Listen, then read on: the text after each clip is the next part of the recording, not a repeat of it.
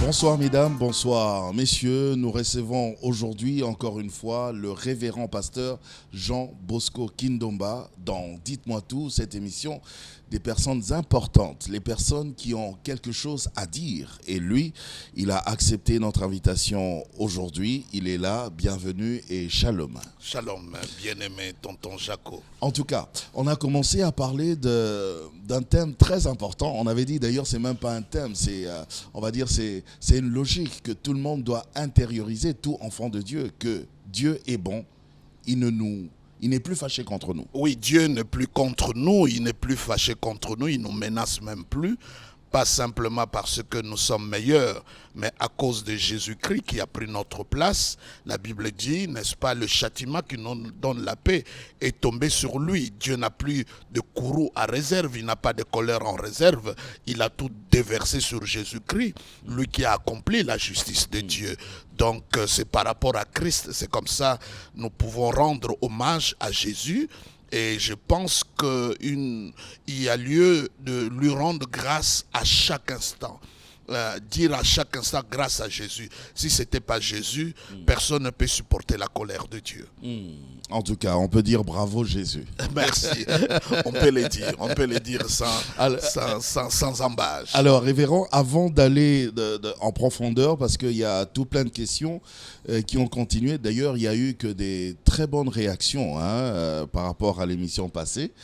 Mais il y a quand même des questions qui sont restées en suspens. Alors, avant de continuer, d'aller en profondeur, j'aimerais que vous puissiez d'abord nous parler de cette école de la grâce qui commence très bientôt. Tonton Jaco et chers téléspectateurs, depuis que Dieu a ouvert nos yeux de comprendre que notre chair nous devons le localiser, n'est-ce pas, de Mont de Sinaï à Golgotha, d'arriver vraiment à faire la différence entre avant la croix et après la croix. Il y a une vie avant la croix, après la croix. Il y a une foi avant la croix et après la croix. Comprendre aussi la différence qu'il y a entre l'ancienne alliance et la nouvelle alliance. Comprendre aussi que dans l'ancienne alliance, Dieu avait des serviteurs, Dieu avait un peuple. Maintenant, Dieu a une famille et que nous sommes ses enfants. Le traitement est tout à fait différent. Parler aussi, par exemple, des réalités de la nouvelle création. Qu'est-ce qui s'est passé réellement lorsque nous avons accepté Jésus-Christ dans notre vie et qu'il est le Seigneur qui contrôle notre vie. Alors, toutes ces révélations-là, depuis que j'ai commencé à le prêcher, à l'enseigner, ça soulevait beaucoup de controverses. C'est vrai que partout dans le monde, lorsque la grâce est prêchée, à cause de la religion qui l'a précédée, parce qu'il y a un verset de la Bible qui me fait toujours jaser, si je peux m'exprimer ainsi. La Bible dit, si quelqu'un a déjà bu le vieux vin et qu'on lui donne le nouveau vin, il dira toujours le vieux est bon. Donc même, et là, le nouveau vin, c'est la nouvelle alliance. Mais celui qui est habitué dans l'ancienne alliance, même lorsque vous le présentez, l'œuvre parfaite, complète, totale, que Christ a accompli pour nous, à notre place, il a de la peine à croire parce que nous voulons toujours que quelque chose de nous-mêmes intervienne. Alors, en toutes ces questions-là, vraiment, Dieu m'a aidé par sa grâce et je tiens vraiment à le remercier de me donner des révélations en profondeur et j'ai mis en marche cette haute école de la grâce. La haute école de la grâce et là, au mois d'avril, nous avons notre session qui va commencer le 30 mars jusqu'au 30 avril. Tous les jours, de 8h à 12h, un mois, sauf samedi et dimanche. Mais vraiment, le 30 mars jusqu'au 30 avril, l'école de la grâce est ouverte à tout le monde. Nous avons déjà des amis qui viennent de la Côte d'Ivoire, du Cameroun, de Burkina Faso.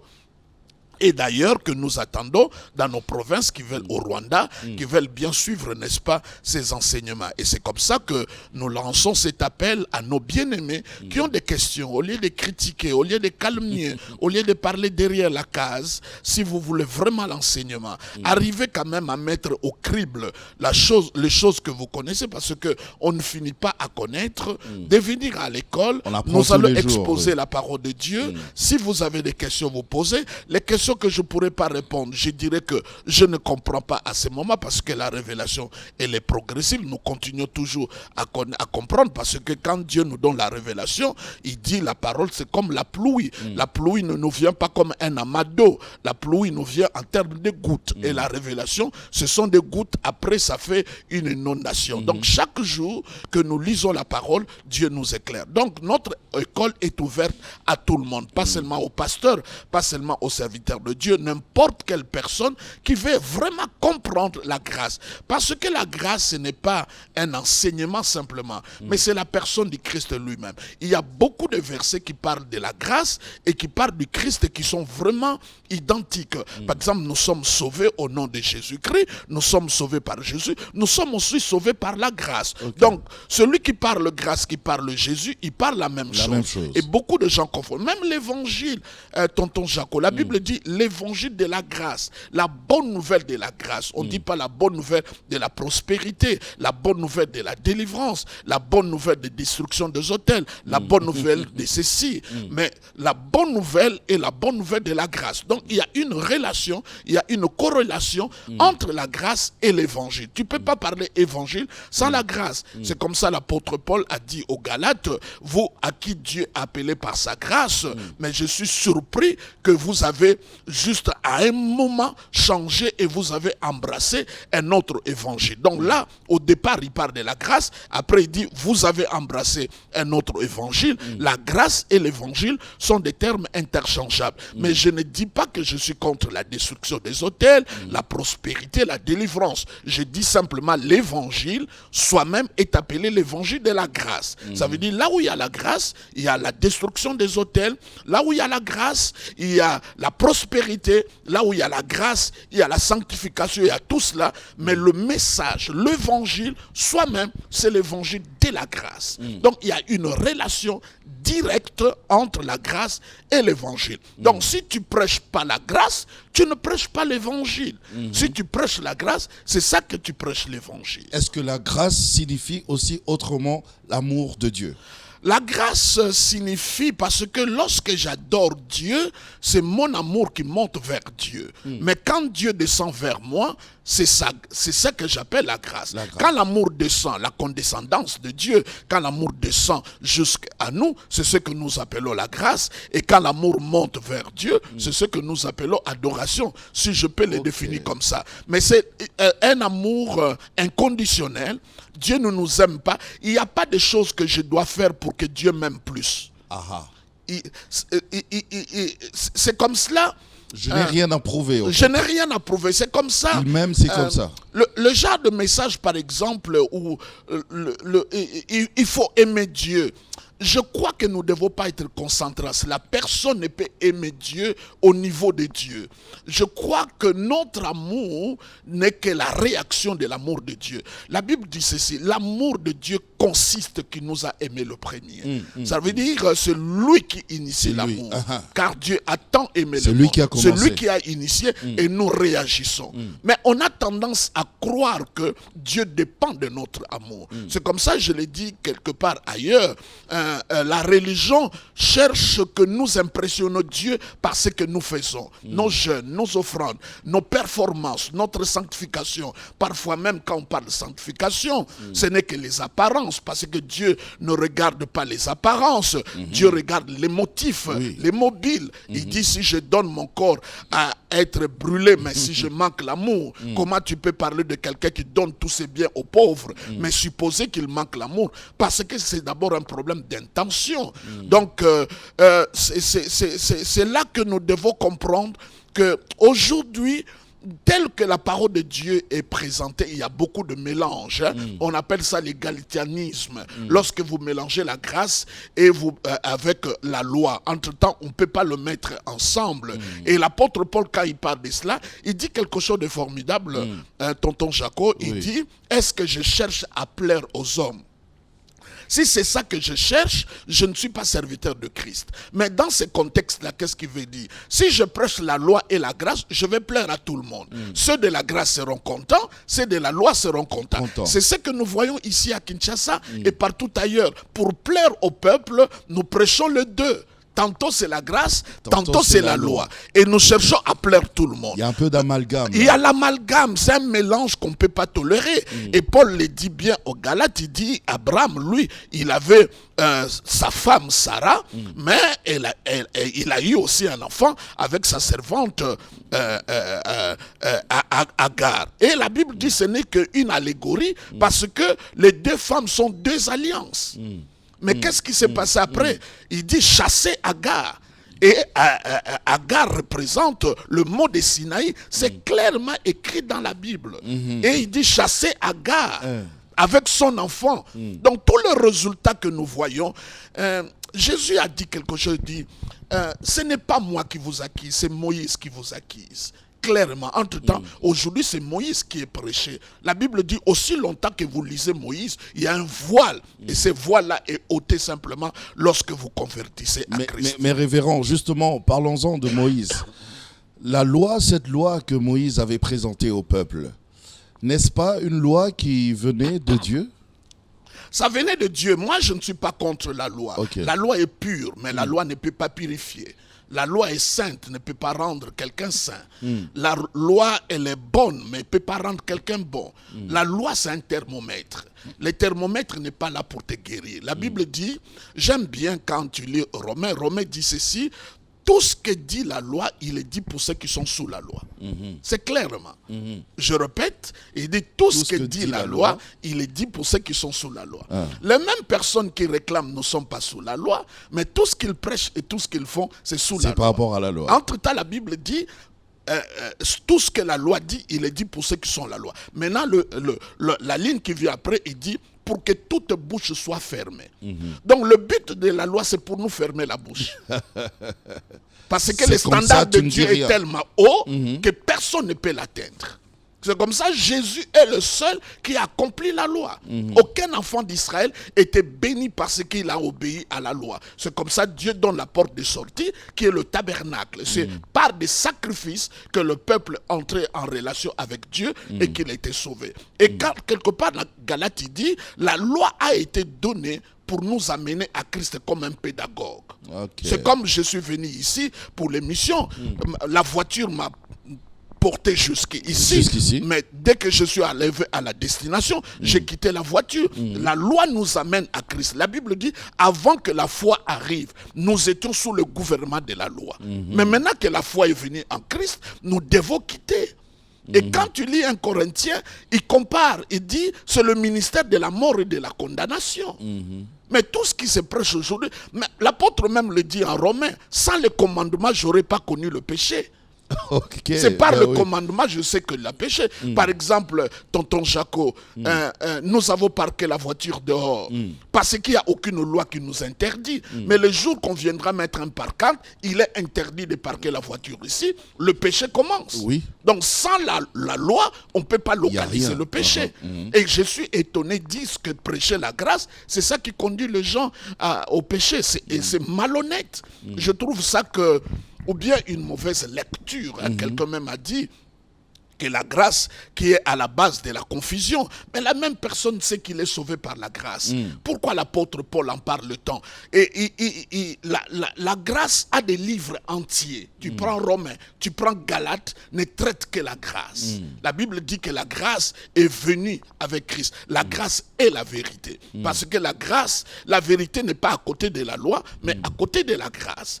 Donc, je crois à la loi comme le thermomètre.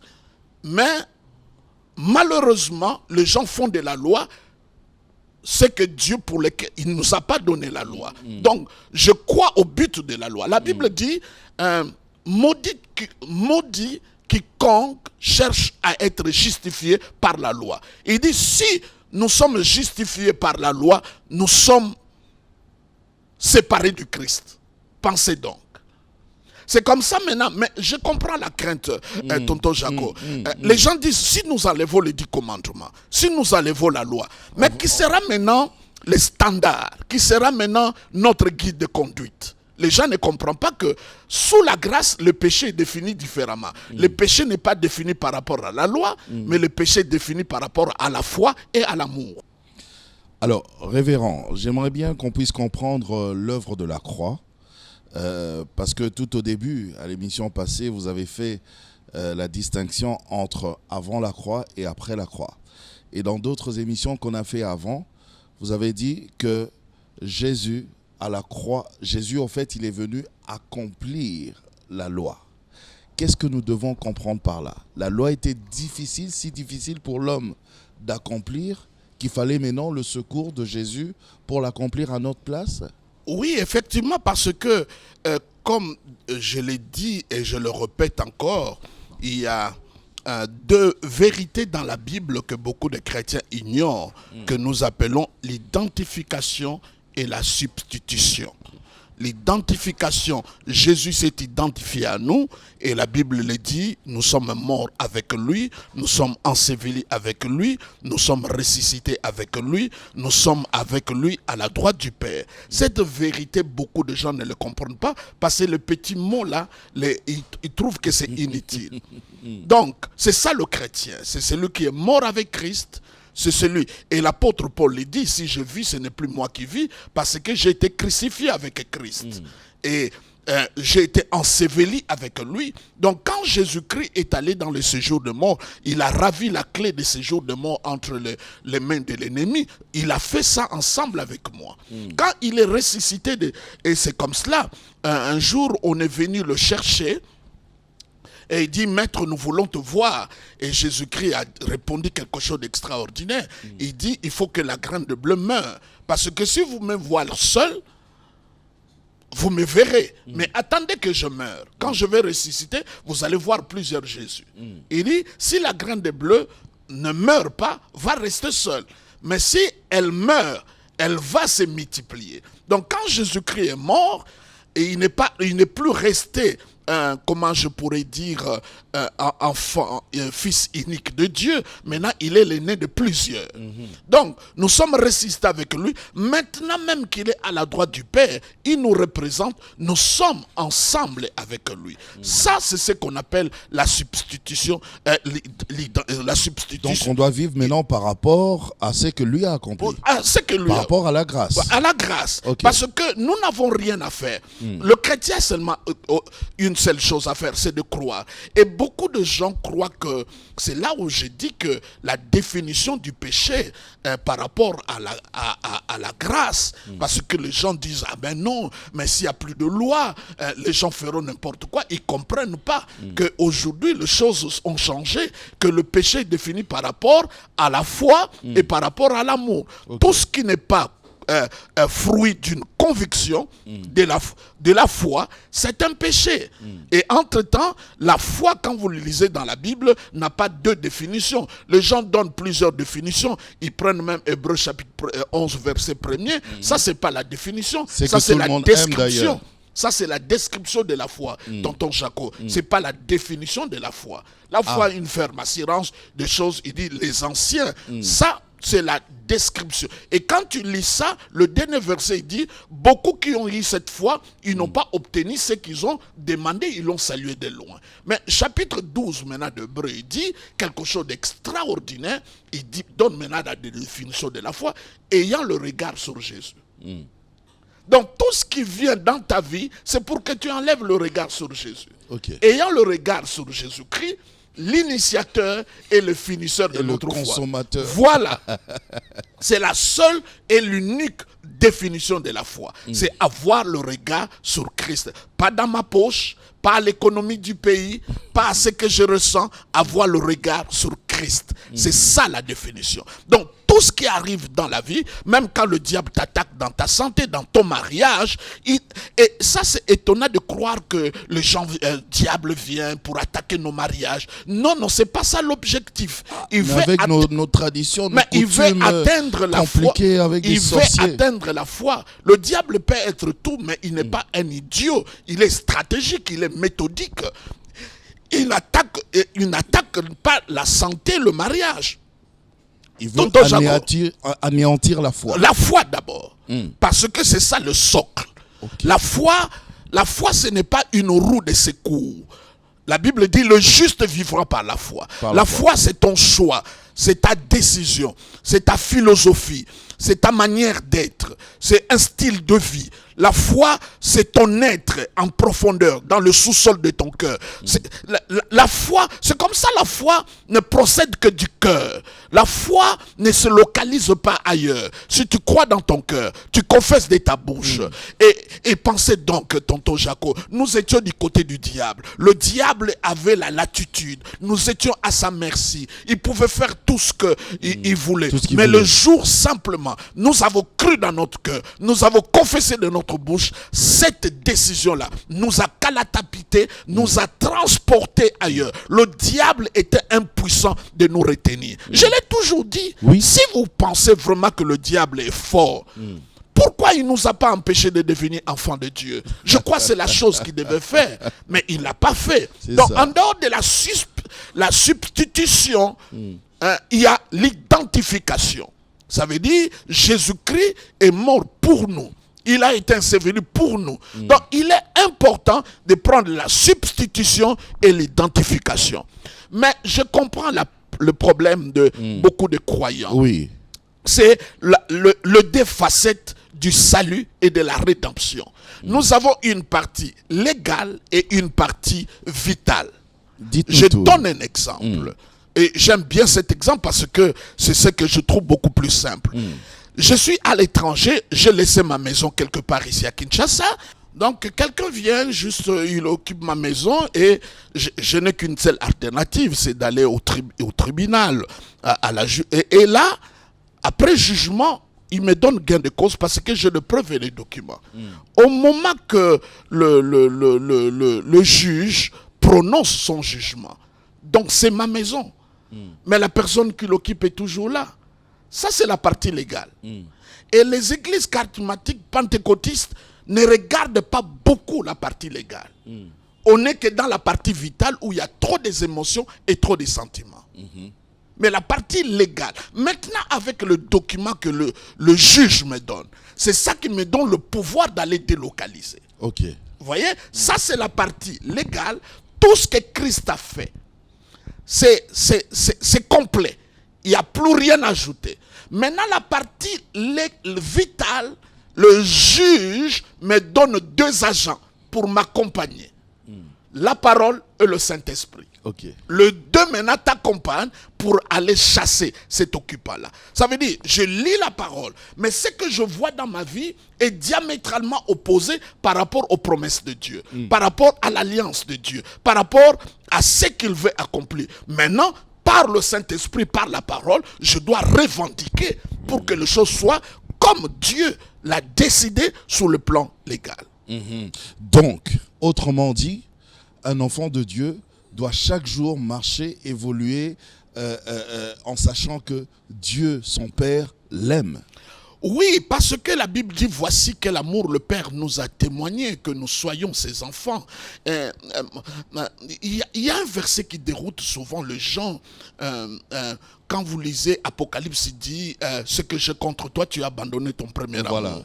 Voilà. Ce verset est mal utilisé. Ça, c'est dans le Nouveau Testament. C'est dans le Nouveau Testament, mais c'est mal utilisé. Il s'agit de l'église d'Éphèse. N'oubliez pas, dans l'église d'Éphèse, le Seigneur a dit, étant enraciné et fondé dans l'amour de Dieu qui surpasse toute intelligence. N'est-ce pas que vous soyez, vous comprenez avec tout le sein la hauteur, la profondeur, la longueur, la largeur de l'amour de Dieu qui surpasse toute intelligence. Donc, c'est ce que Dieu a dit à l'église d'Éphèse, son amour. Mais quand il dit tu as abandonné ton premier amour, notre amour n'a jamais été le premier. C'est l'amour de Dieu qui a toujours été le premier. C'est lui qui a aimé le premier. Voilà, c'est comme ça quand tu lis maintenant Apocalypse, quand on parle de l'église d'Éphèse, il dit, je connais tes œuvres. Je sais que tu as souffert pour moi. Je sais que tu as discerné qui a été de faux apôtres. Je sais que tu as donné ta vie pour moi. Quand tu lis ces rapports-là, je sais que tu n'aimes pas les injustices. Je sais que est-ce qu'une église comme ça, on peut dire que c'est une église qui n'a pas l'amour?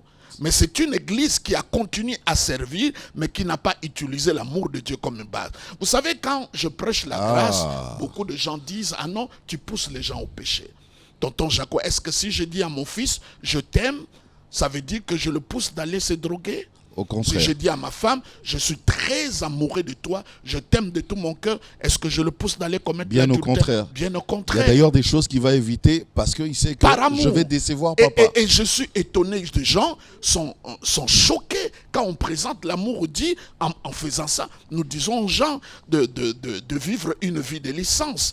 La Bible dit le péché n'aura pas le pouvoir sur vous parce que non, vous êtes sous la loi, vous êtes sous la grâce. Ça veut dire, quand on est sous la grâce, le péché n'aura pas le pouvoir sur nous.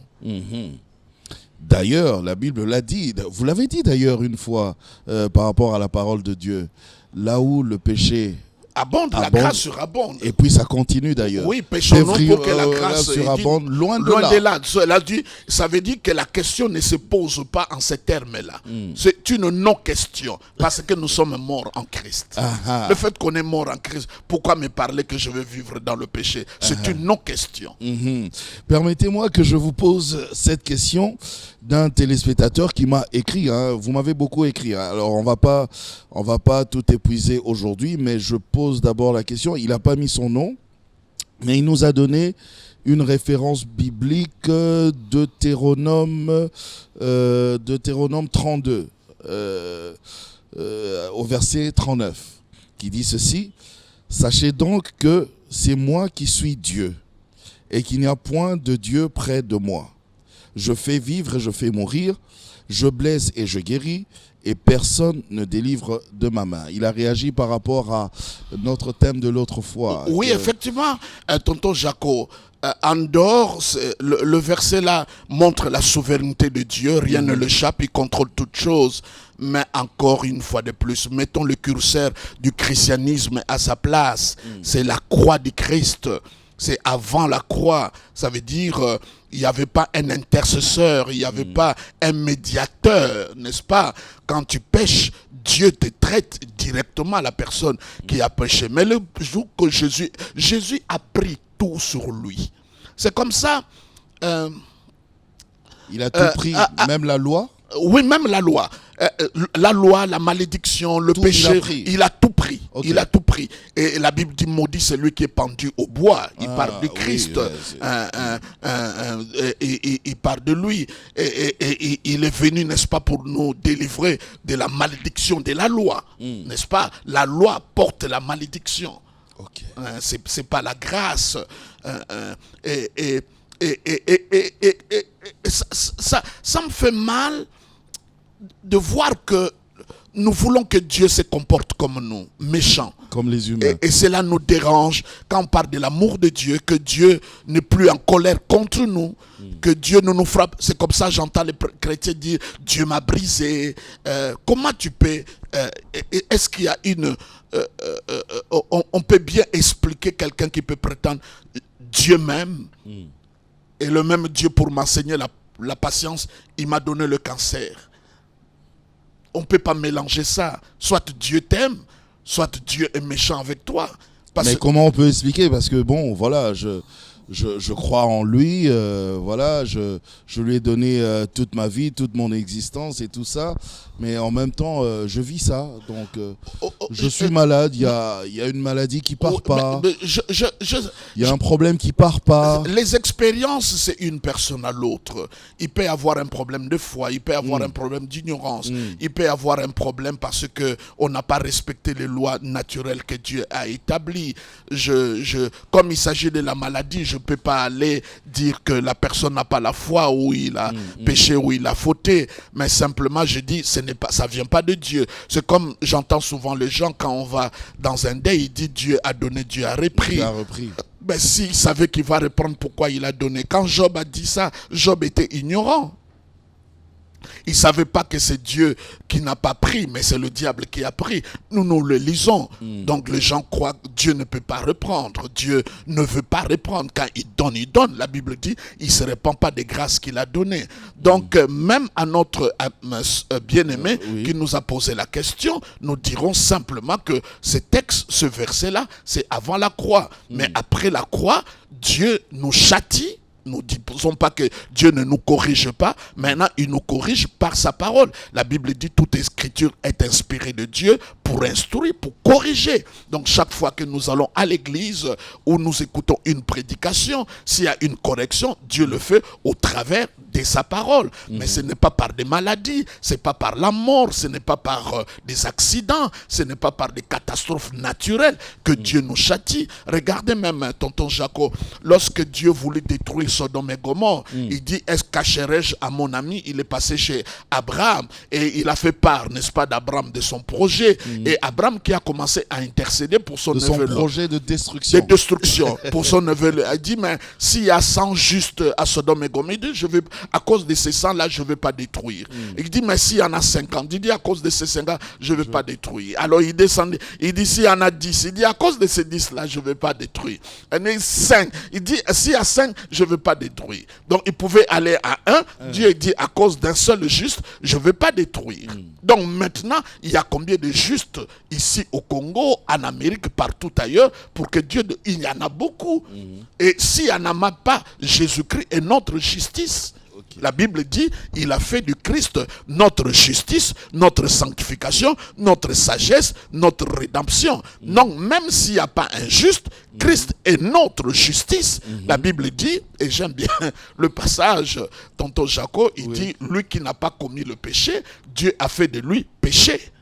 Jésus-Christ n'est pas devenu péché parce qu'il a commis des péchés. C'est par imputation. Donc, nous l'avons donné nos péchés et lui nous a donné sa justice. Alors, les gens croient facilement que Jésus-Christ... échange. Les gens croient facilement que Jésus-Christ est devenu péché, mais si je leur dis que moi je suis devenu juste, pas parce que je fais des actes de justice, là, ils ne croient pas. Mais Jésus qui est devenu péché, pas parce qu'il a commis le péché, les gens croient. Moi, je suis juste, pas parce que je fais les œuvres de justice, les gens ne veulent pas croire. Juste parce que Jésus vous a justifié. Il m'a justifié, il m'a déclaré juste.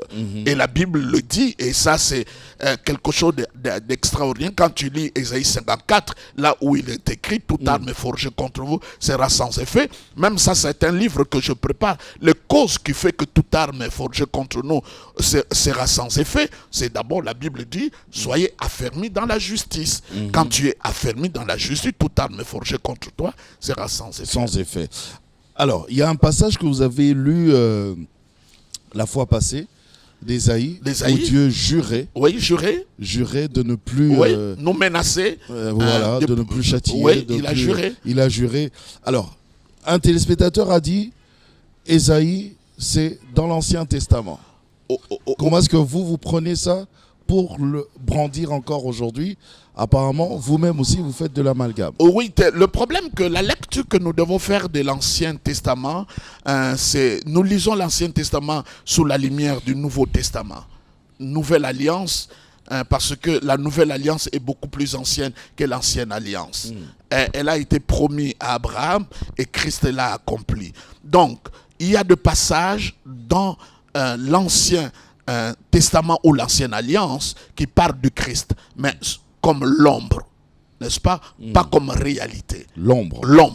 Donc, nous le retrouvons, le tabernacle, la verge d'Aaron qui a fleuri, au travers de Moïse, nous voyons Christ. Moïse l'a dit que Dieu vous donnera un autre prophète, n'est-ce pas? Écoutez-le. Donc, il y a lieu de comprendre que le fait que nous sommes dans la Nouvelle Alliance ne nous dit pas que nous ne devons pas lire.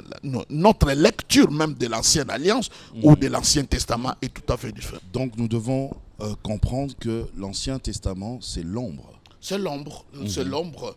Et parce que quand vous lisez la Bible, l'Ancien Testament, Dieu prépare le salut parce que l'homme a péché. Vous prenez les évangiles, le salut est avec nous. Vous prenez Actes des apôtres, le salut est en nous. Vous prenez les épîtres, le salut est expliqué. L'Apocalypse, c'est le salut accompli, le salut achevé. Donc, la Bible ne parle que du salut et de la rédemption. Donc, si nous voulons bien comprendre l'Ancien Testament, nous devons le lire sous la lumière du Nouveau Testament. Okay. N'est-ce pas? Si nous voulons bien comprendre l'Ancienne Alliance, nous devons le comprendre sous la lumière, n'est-ce pas, de la Nouvelle Alliance. C'est comme ça, l'Ancienne Alliance ne nous concerne pas. Dieu l'a donné à un peuple. C'est comme ça, quand moi je demande quelqu'un de devenir chrétien ou enfant de Dieu, je ne le demande jamais de confesser le péché. Parce que ce n'est pas la confession qui nous apporte le salut. Ce qui nous apporte le salut, c'est le fait, n'est-ce pas, d'accepter Christ. Okay. Judas a confessé. Judas, il a restitué même l'argent pour lequel il a vendu le Seigneur. Judas a eu des chagrins. Judas a pleuré. Judas a regretté. Mais il n'était pas sauvé. Pourquoi? Simplement parce qu'il n'a pas accepté le sacrifice que Christ a accompli pour lui. Il a voulu payer par sa propre mort. Ok. Ça, ce n'est pas la repentance. C'est pas la repentance. Lorsque nous voulons gagner par le mérite, par nous-mêmes, par nos efforts. Et ça, c'est beaucoup d'orgueil. Et la Bible dit que Dieu résiste aux orgueilleux, il fait grâce aux hommes. En fait, l'Église est pleine. C'est comme ça. Même en matière de prière, vous écouterez souvent. Je tiens vraiment quand même à attirer l'attention à nos téléspectateurs. Partout où vous allez, lorsque vous écoutez l'intitulé, le message commence par « comment ». Il faut faire très attention. Okay. Parce que c'est là qu'on établit les principes et les lois.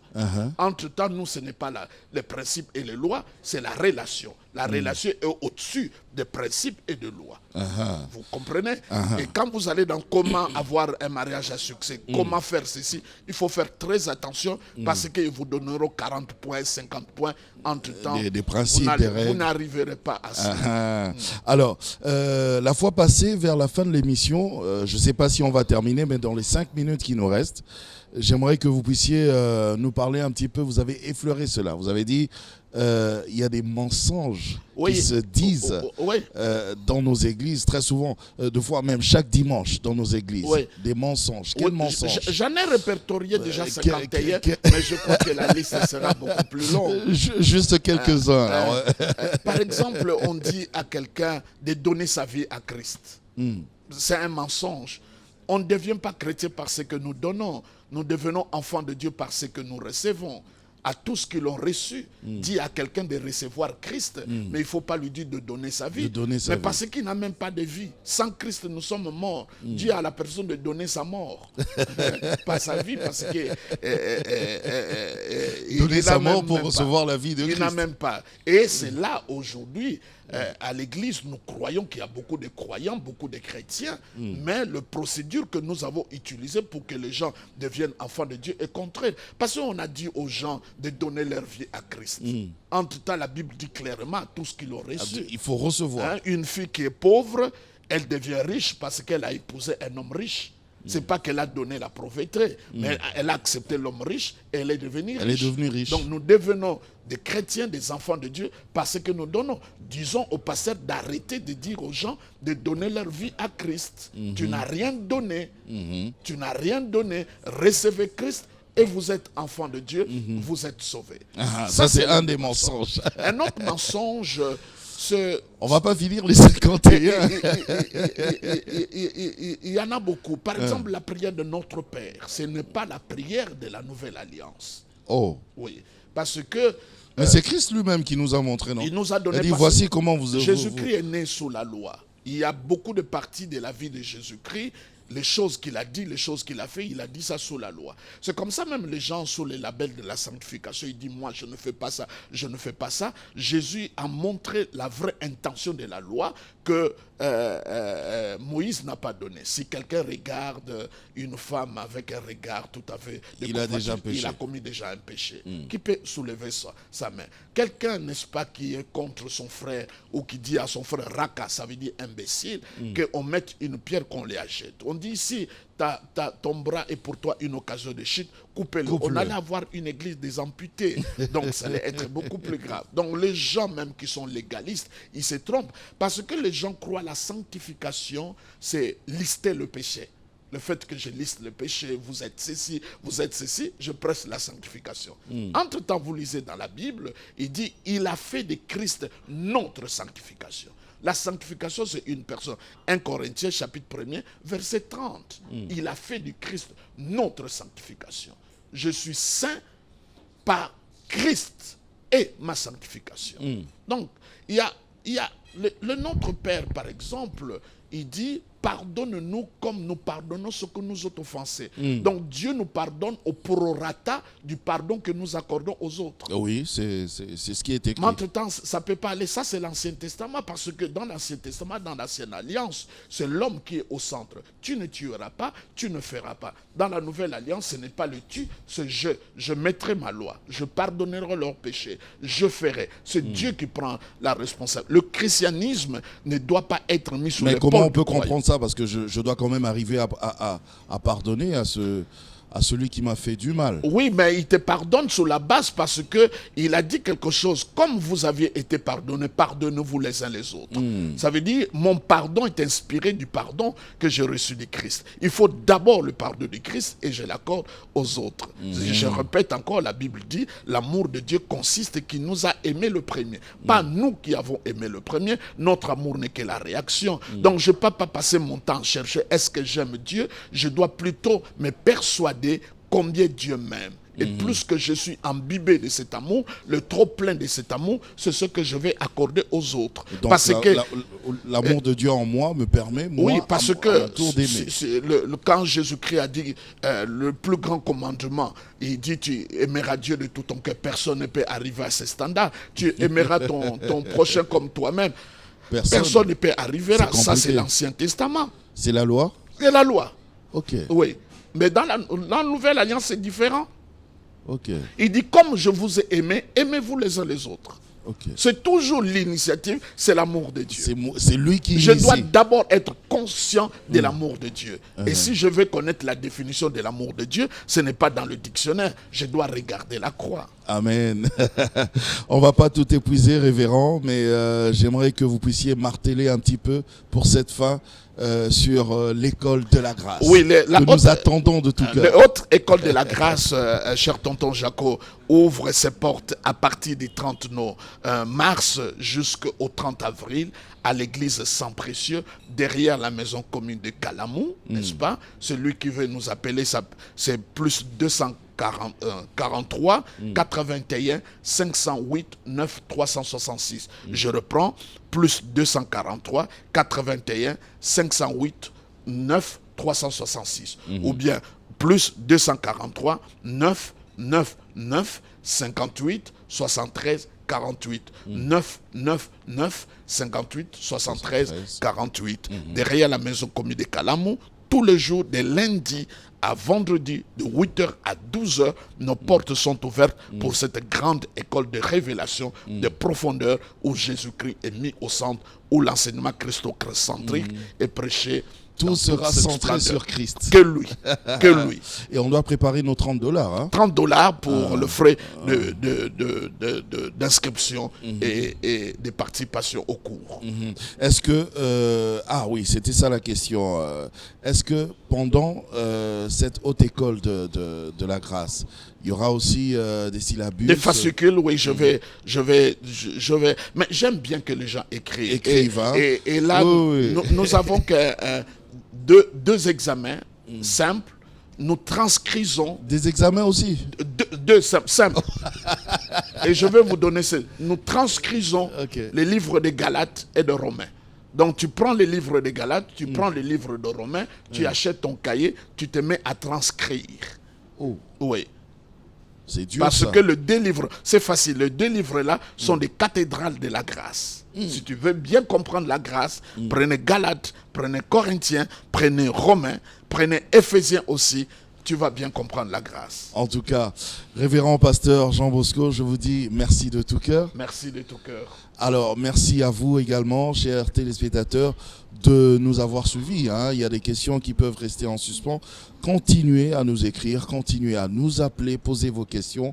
Il n'y a pas de problème. Mais aussi, retenez qu'il y a ce grand rendez-vous, c'est-à-dire la Haute École de la Grâce pendant tout un mois. On sera vraiment bercé dedans, dans les enseignements, dans les enseignements, de la grâce, de l'amour de Dieu, la sanctification, l'épître aux Romains, l'ancienne et la nouvelle alliance, les réalités de la nouvelle création et la rédemption. On va parler de toutes ces choses. Oh, c'est très bien. La grâce et le combat spirituel. Aussi. Ok, allez, portez-vous bien. Nous disons un grand merci à Hervé Kalambaye qui nous a reçus ici, bien sûr, au restaurant Amène-moi à la montagne, ce restaurant de tous les enfants de Dieu. Venez, vous allez manger, boire et même organiser vos fêtes. Même les conférences de presse. J'ai eu à animer quelques conférences de presse ici aussi, sans problème. Donc venez faire un tour. Amène-moi à la montagne, c'est votre restaurant. Portez-vous bien et au revoir.